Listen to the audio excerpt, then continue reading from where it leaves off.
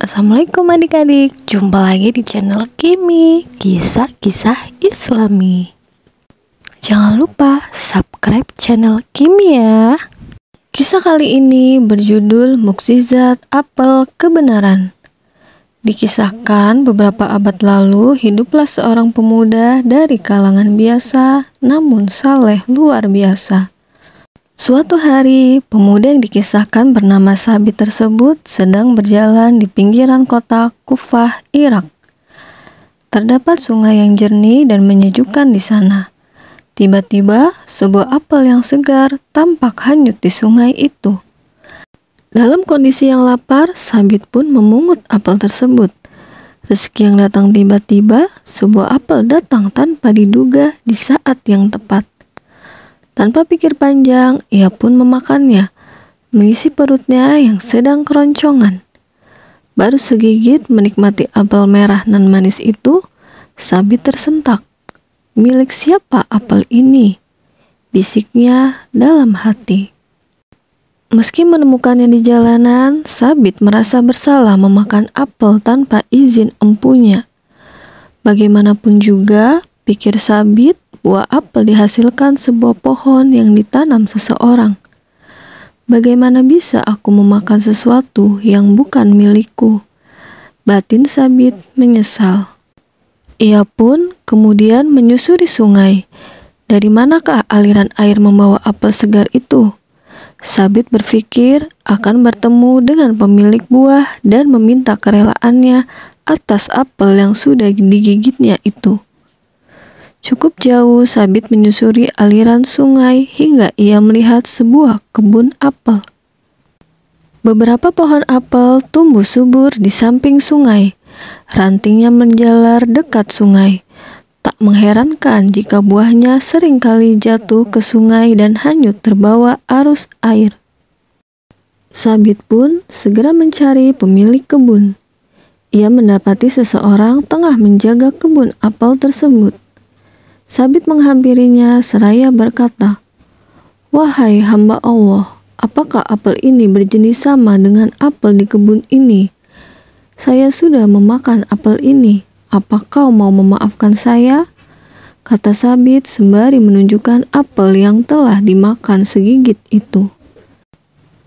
Namun, penjaga kebun itu menjawab, "Saya bukan pemilik kebun apel ini. Bagaimana saya dapat memaafkanmu sementara saya bukan pemiliknya? Pemilik kebunlah yang berhak memaafkanmu." "Lalu, di mana rumah si pemilik kebun ini?" tanya Sabit. "Rumah si pemilik kebun cukup jauh, 5 mil dari sini," jawab sang penjaga kebun. Walau harus menempuh jarak sekitar 8 km, Sabit pun tidak putus asa untuk mencari keberadaan pemilik apel. Akhirnya, ia sampai di sebuah rumah dengan perasaan gelisah. Apakah si pemilik kebun akan memaafkannya? Sabit merasa takut sang pemilik tak meridhoi apelnya yang telah jatuh ke sungai yang sudah digigit olehnya. Sabit pun mengetuk pintu. Tak lupa ia mengucapkan salam.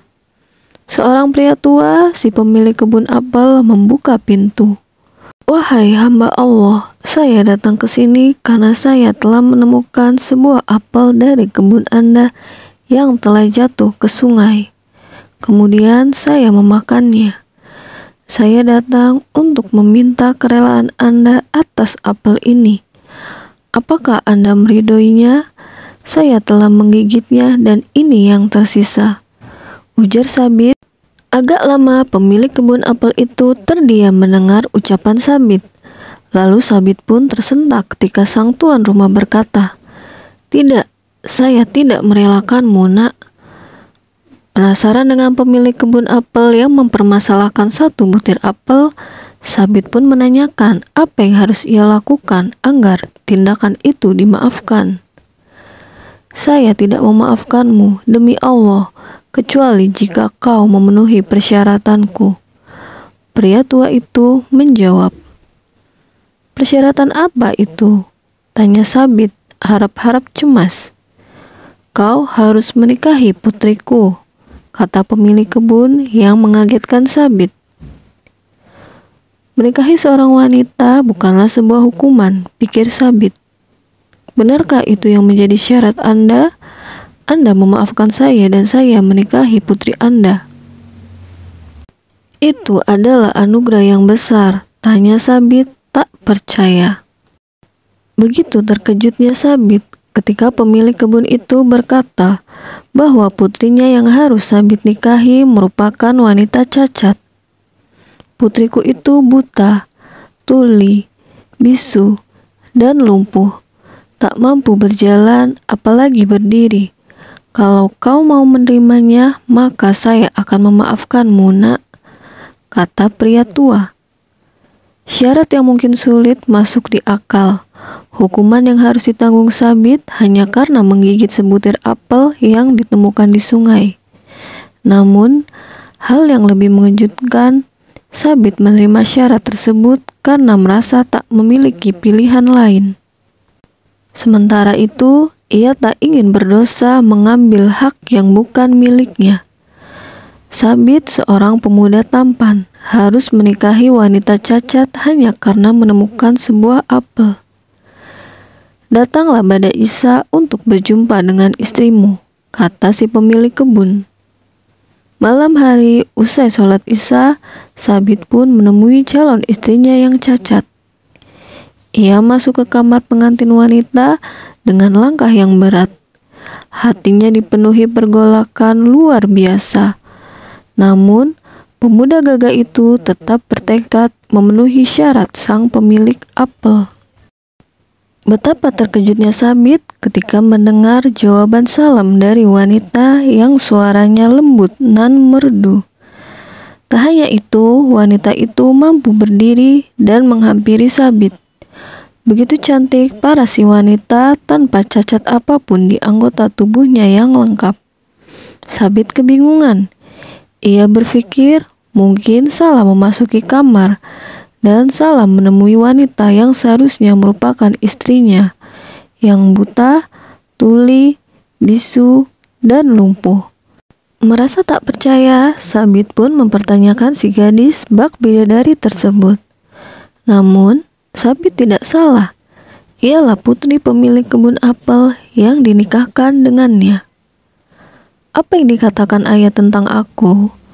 tanya si gadis mendapati suaminya mempertanyakan dirinya seolah tak percaya. "Ayahmu berkata kau adalah seorang gadis yang buta," kata Sabit. "Demi Allah, ayahku berkata jujur. Aku buta karena aku tidak pernah melihat sesuatu yang dimurkai Allah," jawab si gadis membuat Sabit kagum. "Ayahmu juga berkata bahwa kau bisu," ujar Sabit masih dalam nada heran. "Ya benar, aku tidak pernah mengucapkan satu kalimat pun yang membuat Allah murka," kata si gadis. "Tapi ayahmu mengatakan bahwa engkau tuli," lanjut Sabit. "Ayahku benar. Demi Allah, aku tidak pernah mendengar satu kalimat pun kecuali di dalamnya terdapat ridho Allah," jawab gadis cantik itu. "Tapi ayahmu juga bilang bahwa engkau lumpuh," pertanyaan terakhir Sabit. "Ya, ayah benar dan tidak berdusta. Aku tidak pernah melangkahkan kakiku ke tempat yang Allah murkai," ujar si gadis membuat Sabit begitu terpesona. Sabit memandangi istrinya yang cantik jelita itu. Ia pun mengucap syukur. Sang pemilik kebun kagum dengan sifat kehati-hatiannya Sabit dalam memakan sesuatu, hingga jelas kehalalannya. Melihat kegigihan dan kesalehan Sabit, ia pun berkeinginan menjadikan menantu, menikahkannya dengan putrinya yang salihah. Terima kasih sudah menonton. Sampai jumpa di Kimi, kisah-kisah Islami selanjutnya.